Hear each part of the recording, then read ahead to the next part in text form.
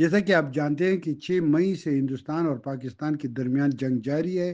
ان 4 دنوں کی جنگ کے دوران دونوں ممالک کے عسکری اور سیاسی ادارے 4 دنوں کی جنگ کے دوران دونوں ممالک کے عسکری اور سیاسی ادارے ایک دوسرے کو مالی، جانی اور تکنیکی نقصان پہنچانے کے متضاد دعوے کر رہے ہیں۔ اس جنگی کیفیت سے نہ صرف ان دونوں ہمسائے ممالک بلکہ پوری دنیا میں خوف و ہراس اور کشیدگی پیدا ہوئی ہے۔ جنگ کے بارے میں تازہ ترین ڈیولپمنٹ یہ ہے کہ امریکی صدر ڈونلڈ ٹرمپ نے ایک ٹویٹ پیغام میں کہا ہے کہ ان کی دونوں ممالک کے رہنماؤں سے رابطے اور بات چیت کے مثبت نتائج برآمد ہوئی ہیں اور دونوں ممالک ایک دوسرے کے ساتھ فوری جنگ بندی پر متفق ہوئی ہے۔ دونوں ممالک کے درمیان 4 روز کے بعد جنگ بندی کے لیے وقت کا تعین نہیں ہوا ہے، تاہم امریکی صدر ڈونلڈ ٹرمپ نے دونوں ممالک کے رہنماؤں اور عوام کو اس کامیابی پر مبارکباد دی ہے۔ عالمی سطح پر بھی امریکی صدر ڈونلڈ ٹرمپ کی اس اعلان کا خیر مقدم کیا جا رہا ہے۔ پاکستان کے وزیر خارجہ